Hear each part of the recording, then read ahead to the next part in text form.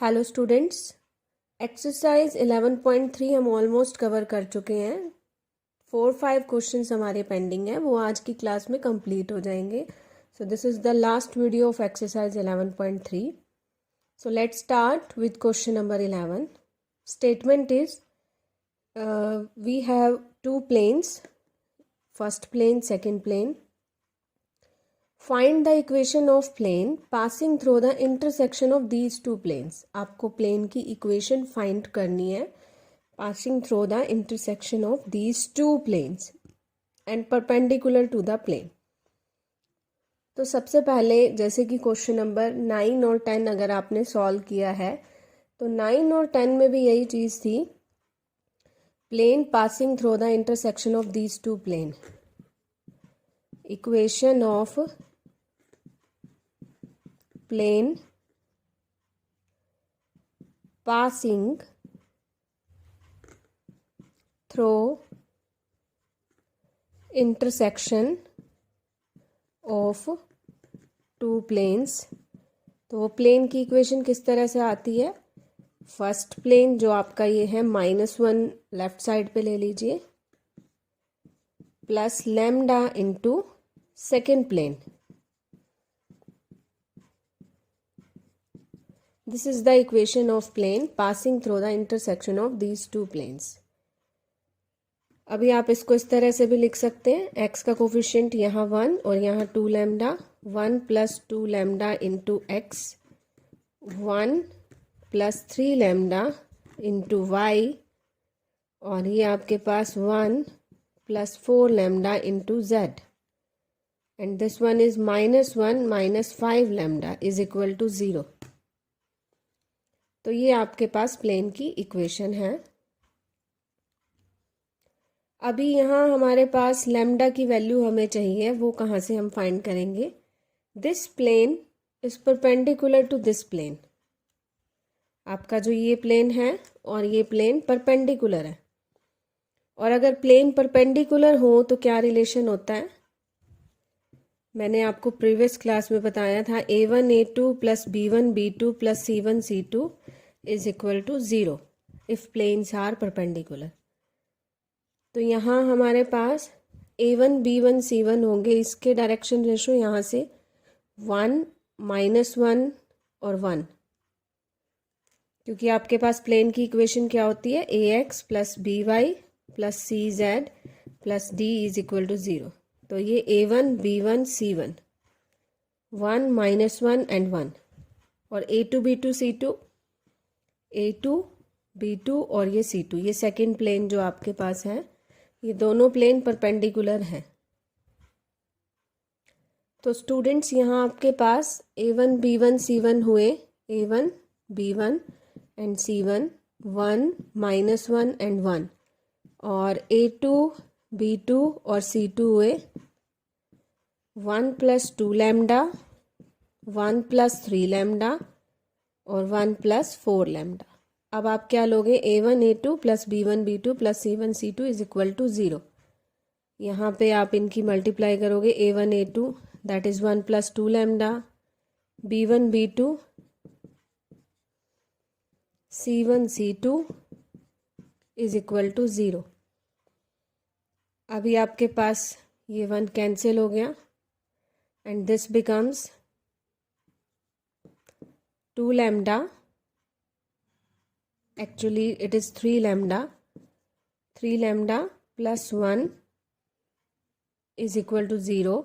So we get lambda is equal to -1 upon 3. तो ये आपके पास लैम्डा की वैल्यू आ गई, और लैम्डा की वैल्यू आप यहाँ यूज़ कर लीजिए. So equation of plane becomes, यहाँ पे आप लैम्डा -1/3 पुट करेंगे, -1/3.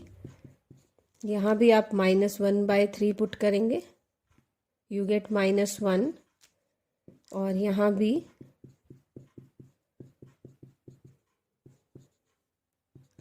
-1 -5 into -1/3 is equal to 0.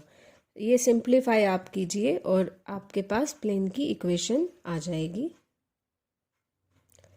Next question number 12. We have two planes. In vector form क्या होती है प्लेन की, r dot n vector is equal to d. तो ये प्लेन की इक्वेशन है वेक्टर फॉर्म में, ये सेकंड प्लेन है। तो r dot n two is equal to d two. Find the angle between these two planes. आपको इन दोनों प्लेन के बीच में जो एंगल ऑफ इंटरसेक्शन है वो फाइंड करना है। तो क्या फॉर्मूला था, बिल्कुल सिंपल क्वेश्चन है, cos theta is equal to n1 dot n2 upon magnitude of n1। Angle find करने के लिए यही फॉर्मूला है, theta is the angle between these two planes. ये आपके पास vector n1 and this one is n2 vector. बस आप n1 डॉट n2 फाइंड कीजिए। डॉट प्रोडक्ट कैसे की जाएगी, i के कंपोनेंट की 6, j के कंपोनेंट की -6, n1 dot n2, magnitude of n1 find कीजिए। Magnitude of n1 4 + 4 + 9 √17। Magnitude of n2 find कीजिए, 9 और 9 + 25, 18 + 25, दिस बिकम्स 43। तो ये मैग्नीट्यूड ऑफ n2 हुआ। अब आप जस्ट यहाँ वैल्यूज़ ही पुट करेंगे, cos theta is equal to n1 dot n2, ये -15 है but due to modulus we can take it as +15 upon √17 √43। अब आपको क्या फाइंड करना था, एंगल, दैट इज थीटा। तो what is the value of theta, theta is equal to cos inverse. आप cos को जब राइट साइड पे लेंगे, कॉस इनवर्स 15, तो ये आपका इन दोनों प्लेन्स के बीच में एंगल हो गया। In question number 13 we have to check whether the given planes are parallel or perpendicular. We have to check whether the given planes are parallel or perpendicular. If they are neither parallel nor perpendicular, then find the angle between them. Find the angle between them. तो आपको 2 planes given है, आपको check करना है सबसे पहले क्या ये प्लेन पैरेलल है या परपेंडिकुलर है। अगर ये प्लेन्स आपके ना तो पैरेलल हैं ना ही परपेंडिकुलर है सपोज कीजिए, तो आपको इन प्लेन्स के बीच का एंगल फाइंड करना है।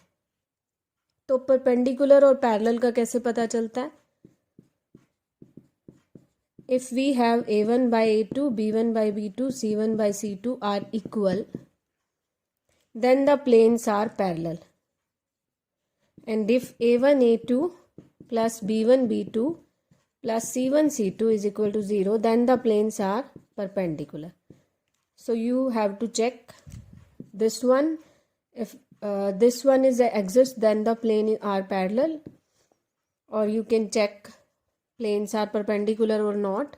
तो आपके पास यहाँ a1 b1 c1, a1 b1 c1 क्या हुए 7 5 and 6, and a2 b2 c2 3 -1 and -10. If you check a1 by a2, b1 by b2, c1 by c2, 7 by 3, -5 upon 1, 6 upon -10, they are not equal. Then the planes are not parallel. Plane आपके यहाँ parallel नहीं है। Now check perpendicular condition. a1 a2, you can write a1 by a2 not equal to b1 by b2, so the planes are not perpendicular. Now check the perpendicular condition. a1 a2, this becomes 21 plus b1 b2 plus c1 c2, this one is also not equal to 0, ये भी आपके पास 0 नहीं आएगा। So the planes are not perpendicular, neither parallel nor perpendicular. Then you have to find the angle between them. Now find the angle between them.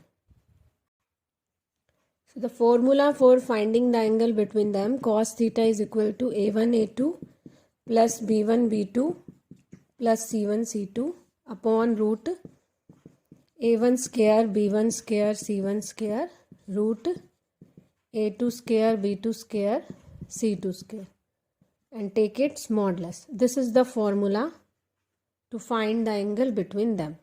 a1 b1 c1 a2 b2 c2. तो इस तरह से आप question number 13 solve कर सकते हैं. Now question number 14. If we have given a plane in Cartesian form and a point is given and you have to find the distance between plane and point, distance between point and plane, distance between a point with a plane. तो ये किस तरह से हम distance find करेंगे, इसके लिए formula है हमारे पास. जो ये पॉइंट के कोऑर्डिनेट्स हैं x1 y1 z1, ये आप इस प्लेन की इक्वेशन में पुट कर दीजिए. यानी कि x1 यहाँ आपको लेना है ax1 plus by1 plus cz1 plus d upon root a square plus b square plus c square. This is the formula to find the distance between point with a plane. बस आपको क्या करना है, जो आपके पास प्लेन की equation है ax plus by plus cz plus d is equal to 0, just इसमें ये पॉइंट हम पुट कर देंगे x1 y1 z1 upon root a square plus b square plus c square. This is the distance between point and plane. जैसे कि यहाँ पे हमें पार्ट्स गिवन है. ये प्लेन है 3x minus 4y plus 12z is equal to 3 है, but मैं इज इक्वल टू 3 को लेफ्ट साइड पे ले रही हूँ, -3 हो गया वो. और पॉइंट हमें गिवन है 0 0 0 and you have to find the distance between plane and point. Distance between plane and point किस तरह से आएगा, distance between P point and given plane. आप जस्ट ये पॉइंट यहाँ पुट करेंगे 0 0 12 into 0 -3 upon root a square plus b square plus c square, a square plus b square plus c square and take its modulus. तो ये आपके पास distance आ जाएगा. Question number 14 में आपको डिस्टेंस ही फाइंड करना है.